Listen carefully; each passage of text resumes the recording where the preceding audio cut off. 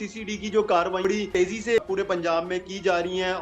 CCD की बात कर रहा है और बहुत से ऐसे किरदार भी हैं जो माफिया हम्म, मांगते हुए दिखाई दे रहे हैं। आज से पहले बिल्कुल। ये लोग वो थे जो असले को भी प्रमोट कर रहे थे और डाला कल्चर को भी प्रमोट कर रहे थे। इनके साथ गार्ड्स चलते होते थे और फिर इनका जब जहां पर दिल करता था बदमाशी करते होते थे। और फिर वो कतर से हम्म, बैठ के रजाक उर्फ फौजी जो फौज से जिसका कोर्ट मार्शल हो जाता है उसको मेन यहाँ का सरगना बनाता है। और जिस किसी को उसने मरवाना होता था यानी कि किसी से उसका इख्तलाफ है, कोई उसकी बात नहीं मान रहा है, तो वो वहां से इसको पैसे देता था। ये एज ए शूटर के तौर पर उससे 15 लाख 20 लाख लेता था और बंदा यहाँ पे मार देता था। ये रिसीव करते हो जेलम में या किसी और शहर में, फ्रांस में ही पैसे रिसीव होते थे कि फैसलाबाद सीसीडी ने कोई लगा ले 7 मुल्जिमान थे जिनके साथ हम्म, उनका पुलिस मुकाबला और मुबैना पुलिस मुकाबले में हलाक किए गए।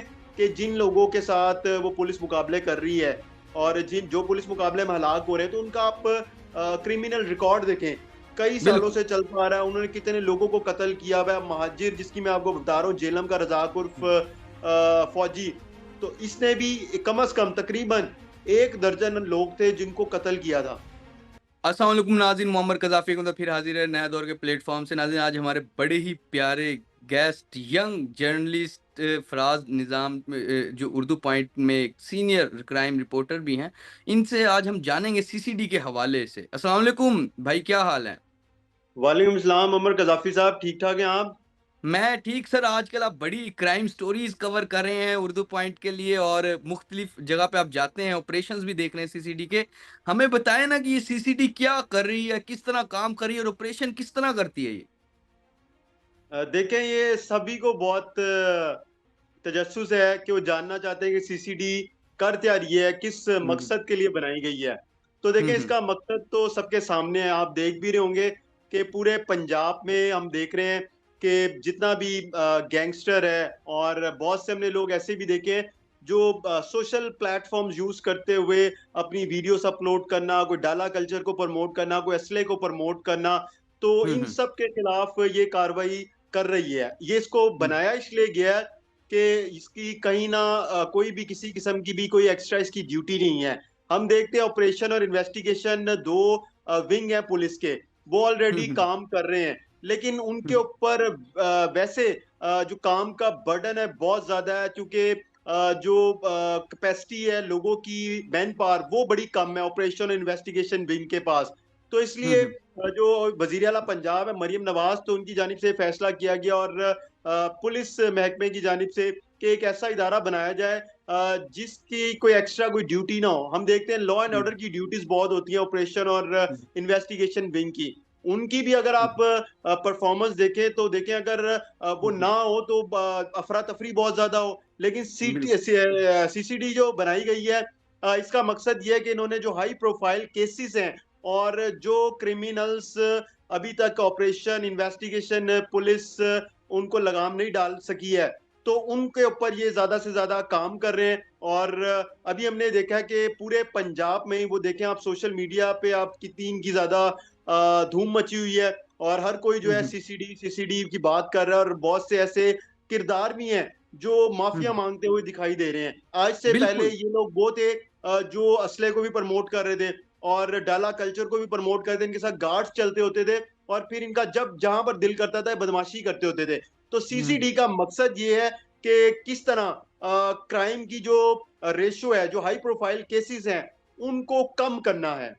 बिल्कुल, बिल्कुल। अच्छा फराज भाई, ये ऑपरेशंस के बारे में बड़ा बताया जा रहा है, इनकाउंटर्स बड़े हो रहे हैं, इनके बारे में बताया ना, ये ऑपरेशन का क्या तरीक़ेकार है, सीसीडी किस तरह ऑपरेशन करती है?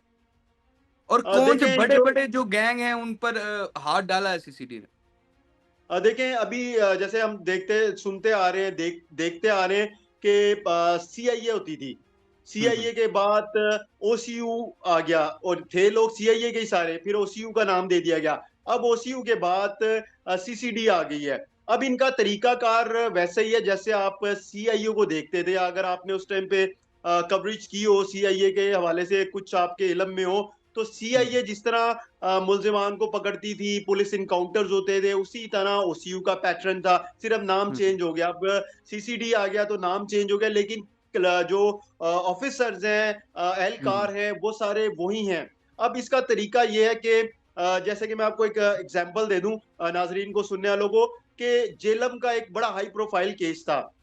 एक शख्स जो फौजी, और वो उसका कोर्ट मार्शल हो जाता है और उसने कत्ल कर देता है, जिसके बाद उसे जेल हो जाती है। तो 1995 में वो कत्ल करता है, बहरीन पुलिस में शख्स होता है जो पाकिस्तान आया होता है, उसका 1995 में पहला कत्ल करता है, और उसका जो पुलिस मुकाबले में वो हलाक होता है 2025 में। यानी कि आप टाइम देख लें कि कोई 30 साल का तो लग रहा है दुनिया, और 30 साल से ज्यादा का ही। तो ऐसे केसेस हैं जिनके ऊपर अब सीसीडी काम कर रही है और उनको मुंतकी अंजाम तक पहुंचा रही है। अब इसका थोड़ा सा मैं आपको बैकग्राउंड बताता चलूं कि इसका नाम था रजाक उर्फ फौजी के नाम से ये जेलम में मशहूर था। इसके साथ एक जेल में इसको शख्स मिलता है मतलूब उर्फ महाजिर। ये मिलके अपना गैंग बनाते हैं। फिर जब ये कत्ल करता है 1995 में, उसके बाद ये चला जाता है, जेल हो जाती है इसको। वहां पर इसका ही करीबी भतीजा इससे मिलने के लिए जाता है, तो वो खाने के अंदर पिस्टल रख के ले जाता है, जहाँ पे वो इसको पिस्टल देता है, जिस तरह हम फिल्मों में सुनते हैं कि इस तरह की जो है कार्रवाइयां डाली जाती हैं। वो वहां से फरार हो जाता है, और अंदर ही उसकी लोगों के साथ दोस्ती होती है। जब वो बाहर आता है तो उसको जेलम का ही एक शख्स जो बाअसर होता है, उसके पास पैसा भी बहुत ज्यादा होता है, उसकी अपनी दुश्मनियां भी होती हैं, वो चला जाता है कतर। और फिर वो कतर से बैठ के रजाक उर्फ फौजी, जो फौज से जिसका कोर्ट मार्शल हो जाता है, उसको मेन यहाँ का सरगना बनाता है। और जिस किसी को उसने मरवाना होता था, यानी कि किसी से उसका इख्तलाफ है, कोई उसकी बात नहीं मान रहा है, तो वो वहां से इसको पैसे देता था। ये एज ए शूटर के तौर पर उससे 15 लाख 20 लाख लेता था, और बंदा यहाँ पे मार देता था। अब इन दौरान में लोग शिकायत नहीं करते थे, लोग डरते थे, और बहुत ज्यादा दहशत थी इनकी। फिर आप ये देखें कि ये मुख्तलिफ जो शहर थे, उधर इनकी रैकी बहुत पक्की होती थी। यानी कि कोई बहुत पैसे वाला है तो उसको किडनैप करते थे, उससे 4.5 करोड़ रुपए ले लेते थे, फिर किसी से 3.5 करोड़ रुपए ले लेते। और इनकी डील ऐसे होती थी कि ये लोग अगर पाकिस्तान में बैठे हुए हैं, ये फ्रांस में बैठे हुए अपने किसी बंदे को फोन करते थे, नंबर यहाँ से मिलता था फ्रांस से, वो बंदा दोबारा जहाँ पे पाकिस्तान में जिस शहर में जिस बंदे से इन्होंने भत्ता लेना होता था करोड़ों रुपए, वो उसको फोन करके कहता था कि इतने पैसे पहुंचाओ। और पैसे ये भी नहीं कि पाकिस्तान में ये रिसीव करते हो जेलम में या किसी और शहर में, फ्रांस में ही पैसे रिसीव होते थे। तो आप इनका नेटवर्क देखें कितना वसी था।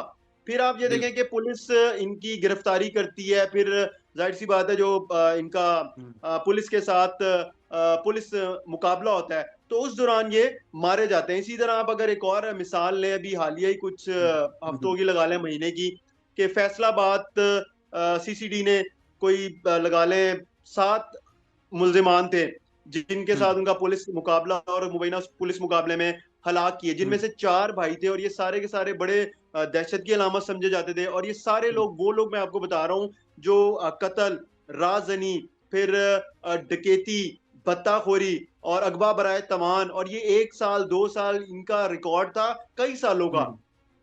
और इन बिल्कुल, बिल्कुल। जो फैसलाबाद की जो सीसीडी है, उसने जो कार्रवाई की गोजरा में जाके, भक्कर में जाके, फिर कुछ ये शाह गैंग की मैं आपको बात बता रहा हूँ, फैसलाबाद सीसीडी ने जिनके खिलाफ कार्रवाई की, जो 4 भाई एक साथ ही थे, गैंग चला रहे थे, जिनको उन्होंने पुलिस मुकाबले में हलाक किया।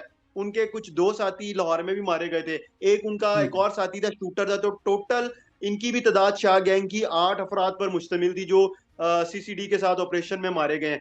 तो सीसीडी की तरफ से जो अभी तक जो हम देख रहे हैं कार्रवाइयां की जा रही हैं, पुलिस इनकाउंटर देखने में नजर आ रहे हैं, तो वो बड़ी हद तक ठीक है। एक सवाल ये भी यहाँ पे आता है, लोग करते हैं, और सबके दिल दिमाग में चल रहा होता है कि सीसीडी लोगों को पकड़ रही है और उसके बाद वो अदालत में पेश नहीं कर रही है, पुलिस मुकाबले में वो हलाक कर देती है। तो आप देखें कि जिन लोगों के साथ वो पुलिस मुकाबले कर रही है, और जिन जो पुलिस मुकाबले में हलाक हो रहे हैं, तो उनका आप क्रिमिनल रिकॉर्ड देखें, कई सालों बिल्कुल। से चलता आ रहा है, उन्होंने कितने लोगों को कत्ल किया हुआ है। महाजिर, जिसकी मैं आपको बता रहा हूँ, जेलम का रजाक उर्फ फौजी, तो इसने भी कम से कम तकरीबन 1 दर्जन लोग थे जिनको कत्ल किया था।